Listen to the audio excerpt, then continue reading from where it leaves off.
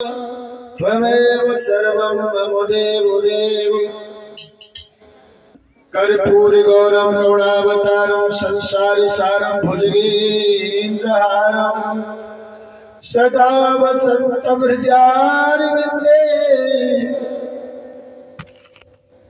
भवं भवानी श्वेतं नमः।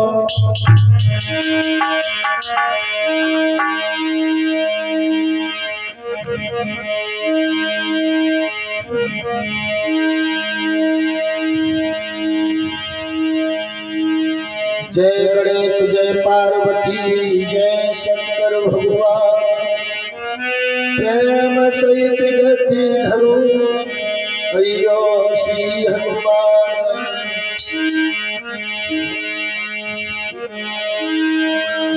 मात मेरी राधिका पिता श्री घनश्याम आपके लिए चरण कमल में मेरी कोट प्रणाम।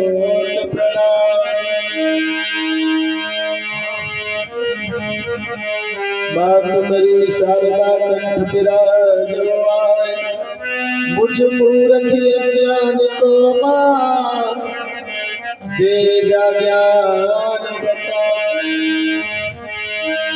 दो शब्द अपने इष्ट के चरणों में सभी देवी देवता को नमन करते हुए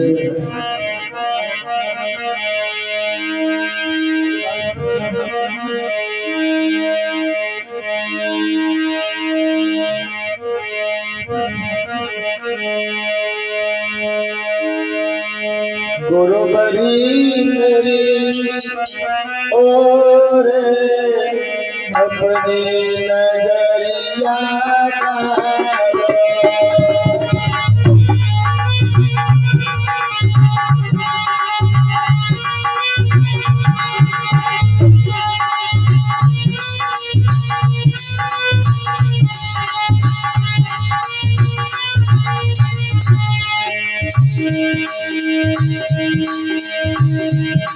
अपनी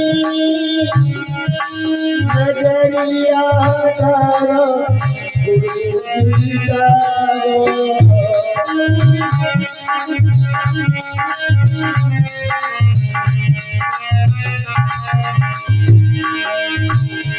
सतगुरु मेरी ओर अपनी नजरिया तारो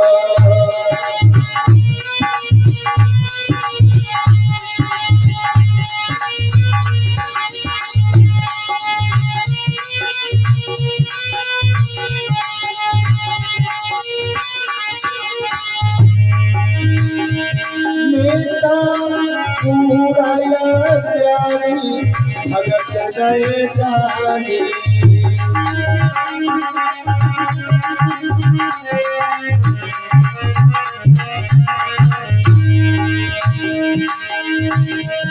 मेरा पूरा ज्ञानी भगत गए जानी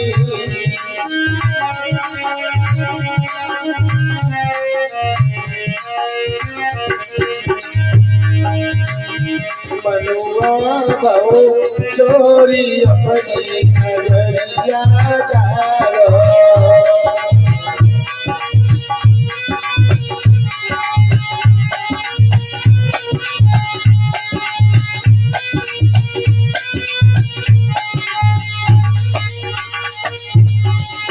और गुरुदेव मेरी तामसी माया ज्ञान नहीं भाया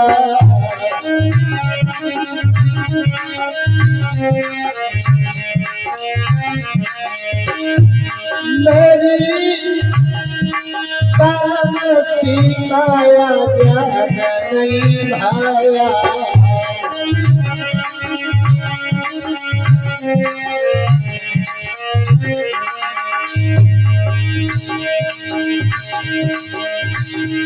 मनुआ चित्र चोरी अपनी नजरिया तारो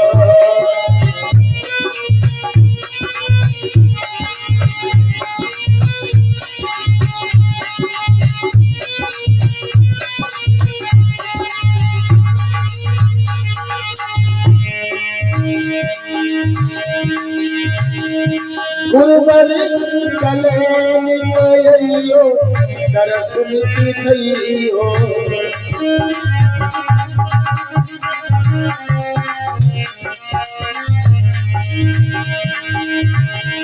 सतगुरु चले निकलियो दर्शन की दियो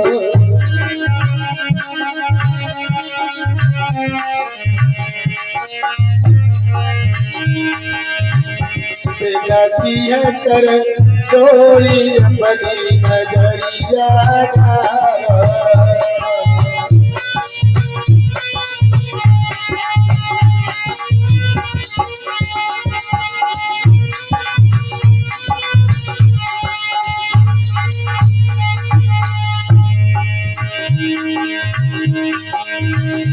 सतगुरी मेरी ओरी अपनी नजरिया डालो सतगुरी मेरी ओरी अपनी नजरिया डालो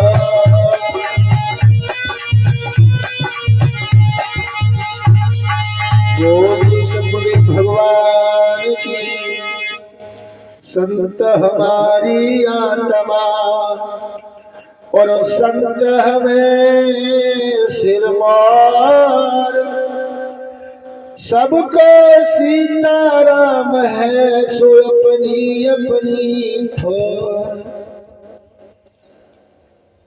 आदमी मंच पर आसीन हमारे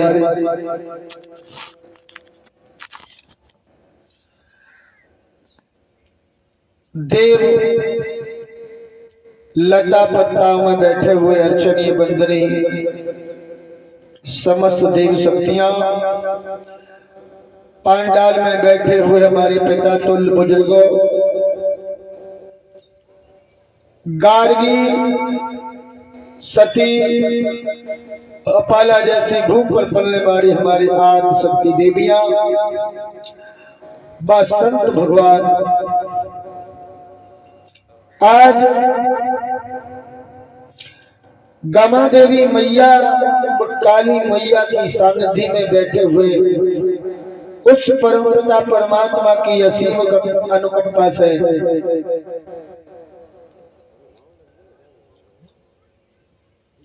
श्रीमद् भागवत ज्ञान यज्ञ कथा जो चल रही है हमारे श्री चरण सिंह प्रधान जी के यहाँ पर उसका आज 5वां दिवस है। सभी भक्त भाइयों से अनुरोध है न्यू आरके साउंड शमशाबाद के माध्यम से जहां तक हमारे साउंड की आवाज जा रही है गृहकार से निवृत्त होकर के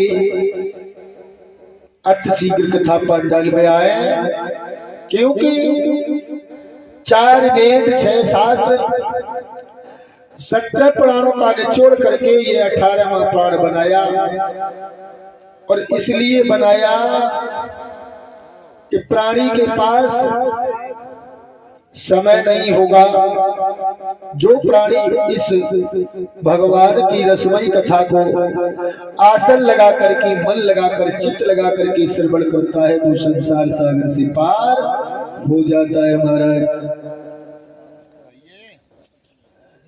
और देखते हैं कथा की तरफ श्री सूत जी कहने लगे हे राजन परिषद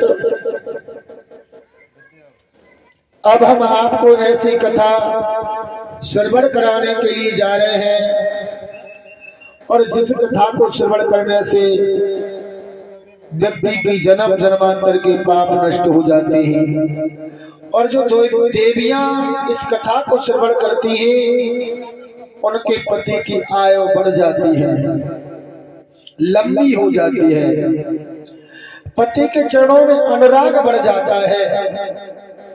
कुरुनंदन परीक्षित कहने लगे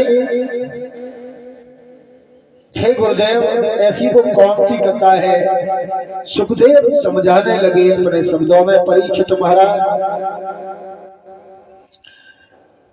कि स्वाहा मनु की 3 कन्या हुई आकुति, देवहूति और प्रसूति। देवहूति कर्दम ऋषि के लिए विभाई गई थी और आकुति रुचि प्रजापति के लिए विभाई गई थी और प्रसूति दक्ष प्रजापति के लिए विभाई गई थी। इन 3 कन्याओं से हमारा सृष्टि का संचालन हुआ है। तो इन 2 कन्याओं की गाथा आप सुन चुके हैं। ये देवहूति कर्दम ऋषि के लिए विभाई गई थी और जब विभाने के लिए गए थे तो कर्दम ऋषि ने पहले तय कर लिया था, एक पुत्र हो जाएगा तो मैं जंगल के लिए भजन करने चला जाऊंगा। परीक्षित महाराज जगपति का गुड़ा भाव लगा रहे दोनों भैया।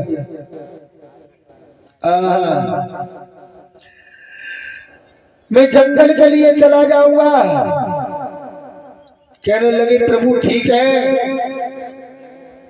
लेकिन प्रभु की माया विलक्षण होती है। संत भगवान पुत्र तो पैदा नहीं हुआ, एक एक करके 8 कन्या पैदा हो गई। कितनी? 8। सबसे बड़ी कन्या का नाम है अनसुईया।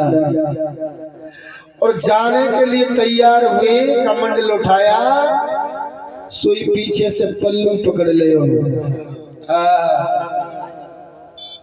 क्यों पकड़ ले जाओ? कि महाराज आपने तो एक पुत्र की बात कही थी, ये तो कन्या है, कन्या। कहने लगे देवी ये तो मुझे ज्ञात ही नहीं रहा, मैं वचन दे चुका हूं।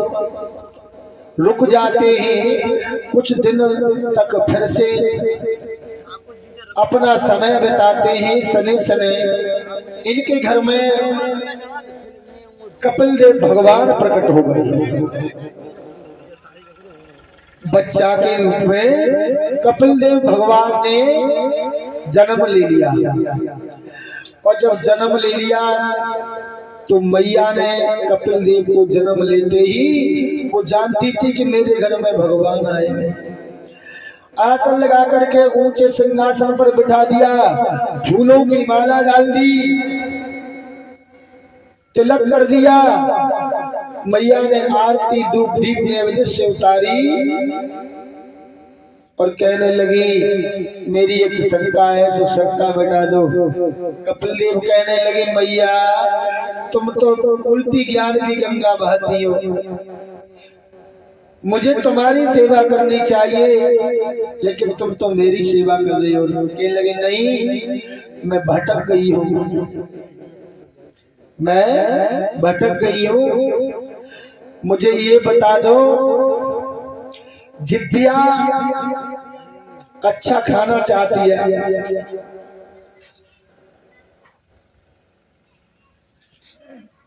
परीक्षित महाराज जिब्बिया अच्छा स्वाद चाहती है, नेत्र अच्छा देखना चाहते हैं।